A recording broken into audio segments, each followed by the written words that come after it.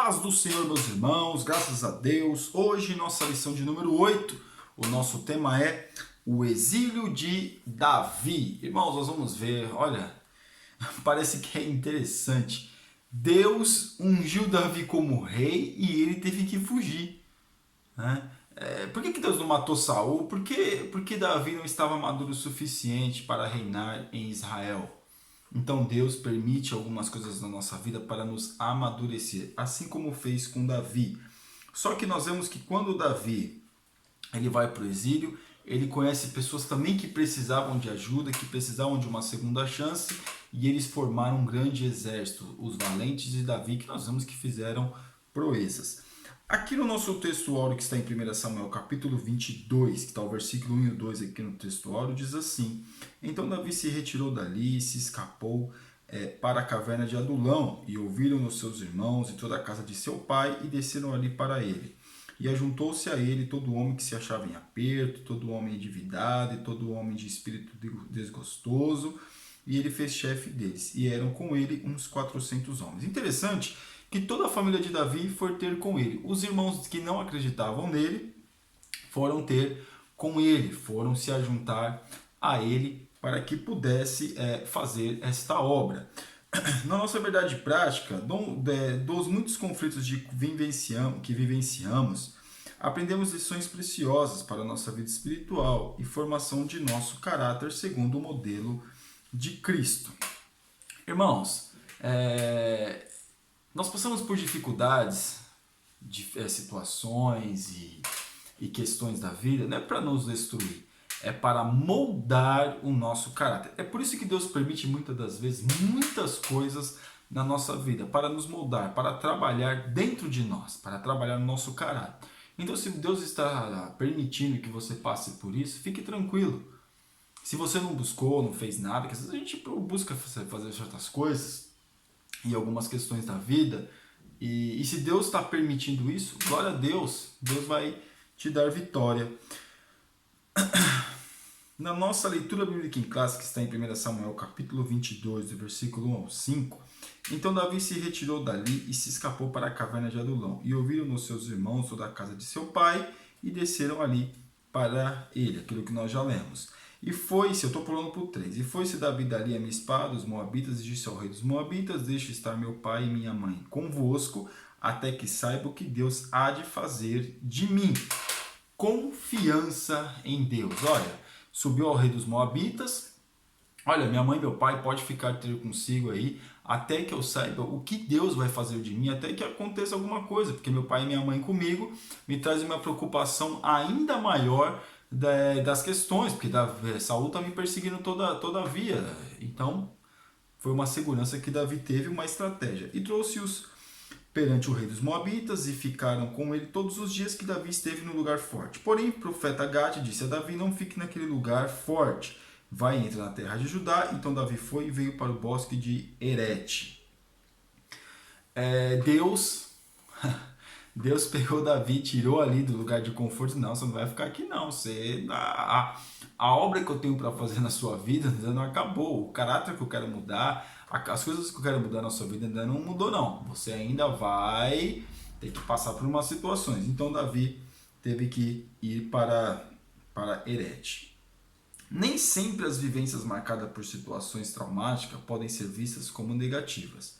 Por vezes elas servem para tirar cascas das aparências, infantilidade e esquecimento de nós mesmos, a fim de levar-nos à essência real da vida. O exílio fala da expatriação forçada, o livre isolamento social e solidão. É difícil. É complicado. Quem passa por isso sabe como é que é. Quem vive isso sabe o que é. É difícil. Quando Deus resolve, meus irmãos, trabalhar dentro de nós, é difícil, é complicado. Mas o Deus que tudo pode, o Deus que trabalha, mas se Deus está trabalhando nisso, eu vou ser isso, vou ser aquilo, nem sempre. Nem sempre. Se Deus está trabalhando na sua vida, dê glória a Deus, porque algo melhor, algo bom Ele tem para nós. Eu tenho certeza que a salvação, Deus está trabalhando por nós, primeiro para salvar a nossa vida. para depois, através de nós, outras pessoas venham a ser salvas. Tópico 1, as características do exílio de Davi.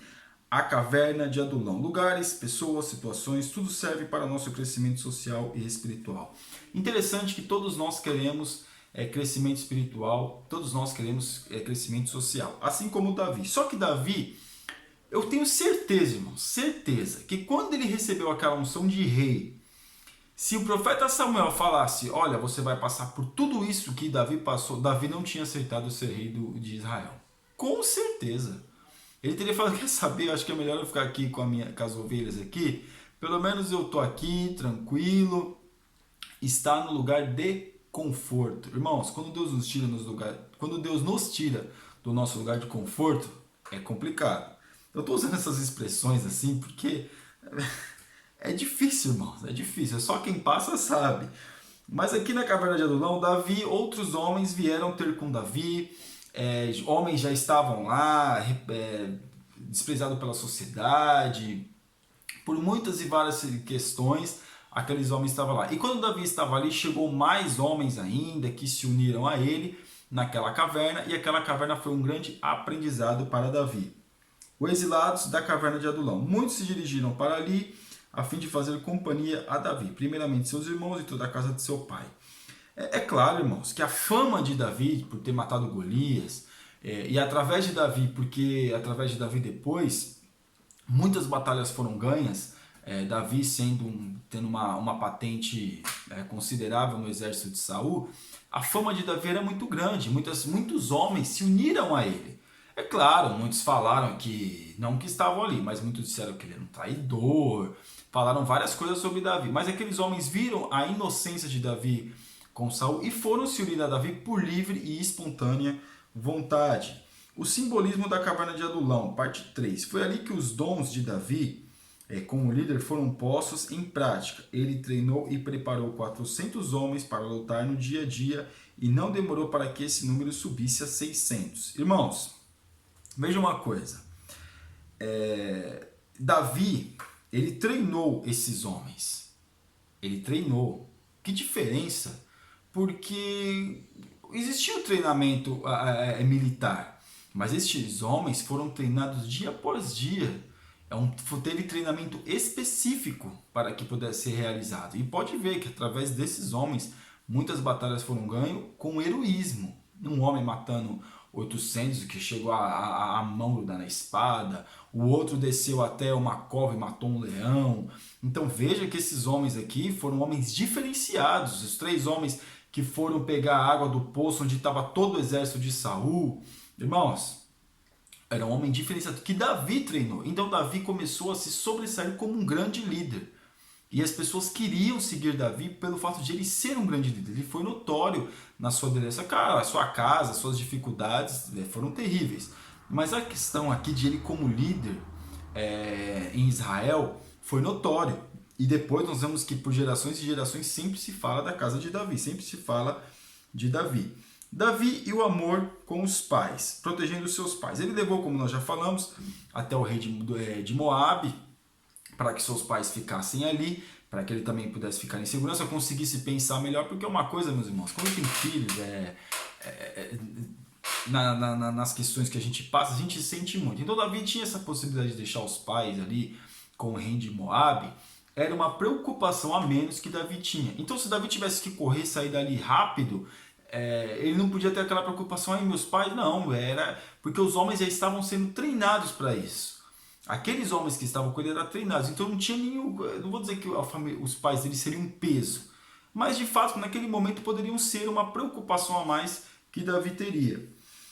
Parte 2. A recompensa bíblica para os filhos obedientes. Desde o Antigo Testamento, a ênfase é que Deus abençoa sempre os filhos obedientes, pois é o primeiro mandamento com promessa. Davi sempre foi um filho obediente ao seu pai. Interessante é que quando Davi foi ungido rei, só ele estava trabalhando. Por que só ele estava trabalhando? Os filhos estavam tudo lá, de boa, em casa, os empregados cuidando dos afazeres, e Davi estava exatamente junto com os empregados fazendo o serviço de empregado, que era cuidar das ovelhas, né? Que levar as ovelhas para as pastagens distantes, andar bastante, subir morro, desce morro, Então Davi estava fazendo esse tipo de trabalho, enquanto os seus irmãos estavam numa boa, tranquila, porque quando Samuel chegou na casa, os filhos estavam todos lá, tranquilos, sossegados, enquanto Davi estava trabalhando. Mas Davi não pesou isso no seu coração de ver essa diferença do seu pai em relação a ele e aos seus irmãos. E sim, ele viu a necessidade, quando tem a possibilidade de fazer a diferença. Então nós vemos aqui que Davi sempre foi um jovem obediente aos seus pais. Por isso que nós, sendo filhos, precisamos ser obedientes, no caso, aos nossos pais. Parte 3. Morrendo por Davi. A inconsistência de Saul. Saul não teve nenhuma caverna para forjar sua vida. Não lidou com situações conflitantes. Tinha apenas a aparência de líder. Mas não era um homem segundo o coração de Deus. Então, é interessante que eu estou dando muita risada, mas tem muita coisa na nossa mente. Por quê? Porque naquele Davi, olha a diferença do líder que é formado, que é forjado por Deus, que Deus prepara, que Deus trata, que Deus levanta, e aqueles que são escolhidos pelos homens. Você vai dizer, mas não foi Saul, não foi escolhido por Deus? Saul foi permissão de Deus. Porque Saul era o líder que o povo queria. Um líder bonito, um líder alto, um líder simpático, um líder boa pinta, vamos dizer assim. Mas Davi era o líder da qual Deus tinha escolhido, forjado. Porque quando Deus escolhe, Deus vai forjar o homem. Assim como fez com Davi. Então, a diferença é essa. Mas o porquê?